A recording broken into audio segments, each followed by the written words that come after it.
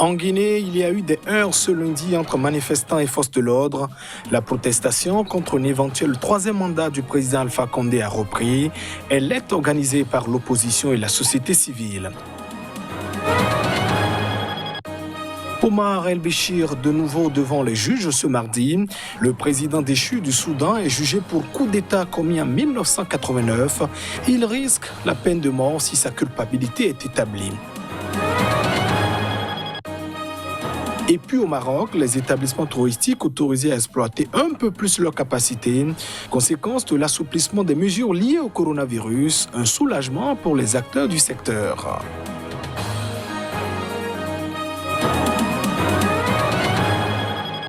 Voilà, plus sommaire de cette édition. Merci de nous préférer pour vous informer. En Guinée, des heurts entre manifestants et forces de l'ordre ont eu lieu ce lundi à Conakry, la capitale. C'était lors de la reprise de la mobilisation pour empêcher un éventuel troisième mandat du président Alpha Condé. Des manifestations stoppées depuis 3 mois par la pandémie du coronavirus. Avec l'apparition de la pandémie de Covid-19, le Front national pour la défense de la Constitution, qui avait régulièrement appelé à manifester pour faire barrage à une nouvelle candidature d'Alpha Condé, avait suspendu ces manifestations. Cette trêve a été levée ce lundi, bien que les rassemblements restent interdits en raison de l'état d'urgence sanitaire. Des heurts entre manifestants et forces de l'ordre ont été enregistrés à Conakry lors de cette reprise de la mobilisation. Selon une source médicale, un jeune homme de 22 ans a été blessé par balle au visage alors qu'il se rendait à une manifestation dans le quartier de Hamdalaï, fief de l'opposition dans la banlieue de la capitale. À Ouanidara, autre fief de l'opposition dans la banlieue de Conakry, des manifestants ont érigé des barricades et brûlé des pneus. Les forces de l'ordre ont alors tenté de les disperser avec des grenades lacrymogènes. Je suis de constater que la ville est complètement paralysée. En raison de la pluie et surtout du déploiement massif des forces, les gens n'ont pas pu faire des marches sur un itinéraire convenu, mais tous les quartiers sont sortis, les jeunes ont brûlé les pneus, dressé des barricades et que toute la ville est paralysée aujourd'hui. Je pense que l'objectif est atteint, de montrer qu'en Guinée, il y a des gens qui souffrent d'injustice et que le peuple de Guinée n'est pas pour ce troisième mandat de M. Alpha Condé. S'agissant des objectifs du FNDC, ils auraient dû se rendre compte depuis le 22 mars dernier que cette démarche n'avait aucune chance de prospérer et s'en remettre à ce qui nous a toujours rassemblés, c'est-à-dire le dialogue. Même si parfois ça a été difficile de mettre en œuvre nos accords, ils ont finalement permis de passer une dizaine d'années dans l'exercice démocratique et dans la construction de notre démocratie. Les domiciles du chef de l'opposition politique, Cellou Dalein Diallo, et du coordonnateur national du FNDC, Abdourahmane Sano, ont été également bouclés par les forces de l'ordre. Le mandat du président Condé arrive à échéance à la fin de l'année et même s'il n'a pas encore annoncé sa candidature, l'opposition est convaincue qu'il briguera sa propre succession.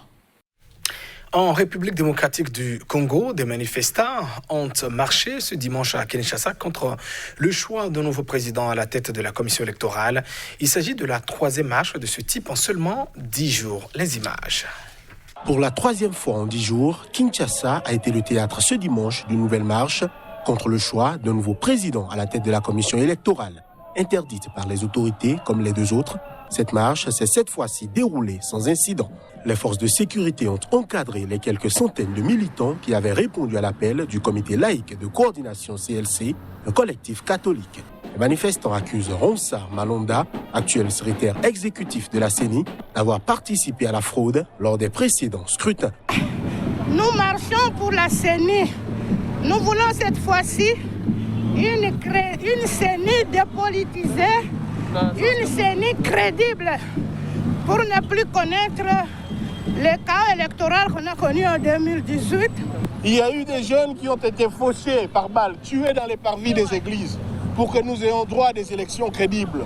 Et cette mémoire, nous la portons et donc nous ne pouvons plus accepter que les décors du chaos électoral qui avait été exécuté en 2018 soient de nouveau plantés. Donc, il faut une réforme de la loi organique sur la CENI. Il y a même une proposition de loi qui est sur la table du bureau de l'Assemblée nationale. avec des avis et considérations du gouvernement. Au moins 5 manifestants avaient été tués lors de la première marche le 9 juillet dernier à l'appel du parti présidentiel l'Union pour la démocratie et le progrès social, l'UDPS. Un policier a été lynché à mort. La seconde marche, qui s'est tenue le 13 juillet dernier, à l'appel de la coalition d'opposition Lamouka, avait réuni des milliers de manifestants à Kinshasa, dispersés à coups de gaz lacrymogène en fin de cortège.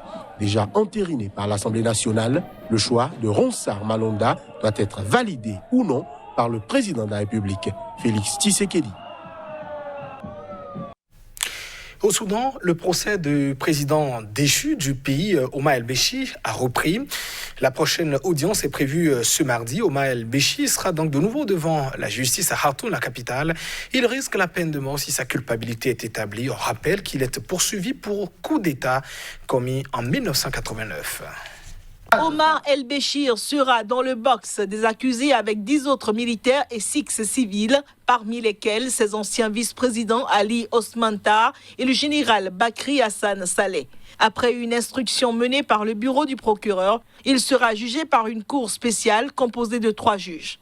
D'après un des avocats à l'origine de la procédure contre le dictateur déchu, Omar el-Béchir et Bakri Hassan Saleh ont refusé totalement de coopérer lors de l'instruction, mais ils seront présents au tribunal. Ce procès sera un avertissement à toute personne qui essaiera de détruire le système constitutionnel et sera jugée pour ce crime. Cela sauvegardera la démocratie soudanaise. Nous espérons ainsi clore l'ère des putschs au Soudan. Ce procès politique va se dérouler dans un environnement hostile de la part du système judiciaire envers les accusés et nous pourrons le prouver.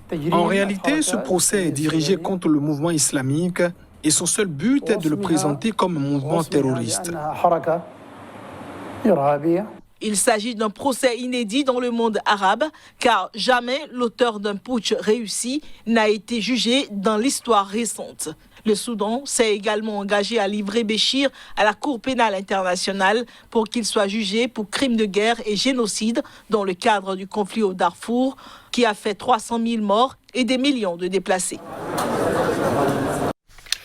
Les Nations Unies, et on reste toujours au Soudan d'ailleurs, avec les Nations Unies qui ont donc lancé un appel à la communauté internationale pour obtenir une aide urgente de 283 millions de dollars, un fonds qui devrait donc permettre d'assister le Soudan dans sa lutte contre le coronavirus et ses conséquences. 283 millions de dollars, c'est le montant recherché par les Nations Unies afin de venir en aide au Soudan dans sa lutte contre le coronavirus et ses conséquences économiques. Dans ce pays, la crise sanitaire menace de famine plusieurs millions de personnes, d'après l'institution onusienne. Selon un communiqué de la représentation de l'ONU au Soudan, la pandémie affecte le pouvoir d'achat des familles et les restrictions aux déplacements mettent à mal leur accès à la nourriture, aux soins et aux services de base. Le Bureau de coordination des affaires humanitaires des Nations Unies a relevé dimanche que plus de 9,6 millions de personnes faisaient face à une famine grave, le chiffre le plus important jamais enregistré au Soudan. Des familles soudanaises ont commencé début juillet à recevoir des aides financières de l'État qui devraient concerner à terme 80% des 42 millions d'habitants du pays, selon le ministère des Finances. Cette aide est financée par une partie des 1,8 milliard de dollars accordés en juin dernier au Soudan par une quarantaine de pays sous l'égide des Nations Unies et de l'Union européenne afin d'assister le pays dont la transition démocratique est menacée par une grave crise économique accélérée par l'épidémie de Covid-19. Et au Maroc, le pays a annoncé ce dimanche un nouvel allègement des mesures pour endiguer la pandémie du coronavirus. Une nouvelle mesure qui devrait donc permettre aux établissements touristiques d'utiliser leur capacité totale d'accueil à partir de ce mardi.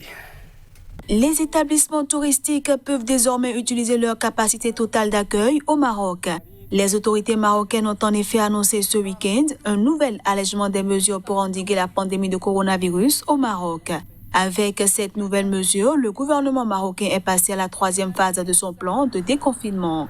Il est ainsi permis aux établissements touristiques d'utiliser 100% de leur capacité d'accueil sans dépasser 50% de leurs espaces communs comme les restaurants, piscines et salles de sport. Mais le Royaume garde les frontières closes jusqu'à nouvel ordre, sauf pour les Marocains bloqués à l'étranger et pour les résidents étrangers au Maroc. Les professionnels du tourisme devant donc pour l'instant tabler sur les clients nationaux. Autres assouplissements qui entrent en vigueur à partir de ce lundi, les rassemblements et activités regroupant moins de 20 personnes sont à nouveau permis, ainsi que l'ouverture des centres culturels, bibliothèques, musées et sites archéologiques, mais sans dépasser 50% de leur capacité d'accueil. L'organisation de rencontres sportives officielles est aussi désormais possible, mais sans la présence du public, et la capacité des moyens de transport public passe de 50 à 75%. En revanche, les fêtes de mariage et rassemblements pour des funérailles restent interdits. Cinéma et piscines publiques doivent rester fermés. L'Afrique du Sud a passé la barre des 5000 morts selon les chiffres officiels publiés par les autorités. Le pays le plus touché par la pandémie du nouveau coronavirus sur le continent a enregistré en l'espace de 24 heures 85 nouveaux décès. Un total de 13 449 nouveaux cas d'infection au Covid-19 ont été officiellement diagnostiqués en un jour en Afrique du Sud. Un fait qui porte le nombre total de cas à 364 328 selon les récents chiffres du ministère de la Santé. À ce jour, l'Afrique du Sud est le 5e pays au monde le plus touché par la pandémie en termes de cas confirmés selon l'Organisation mondiale de la santé. Le ministre sud-africain de la Santé a imploré ses concitoyens de respecter les gestes barrières, se disant extrêmement inquiets du relâchement constaté au moment où les contaminations explosent. Le pic de la pandémie est attendu dans les semaines qui viennent en Afrique du Sud. Les autorités y avaient imposé fin mars un confinement extrêmement strict, mais les mesures ont été progressivement assouplies pour éviter un effondrement de l'économie de la première puissance industrielle du continent. Il faut dire que depuis fin décembre, le Covid-19 a fait plus de 600 000 morts dans le monde. Et c'est la fin de cette édition. Merci de votre attention. Au revoir.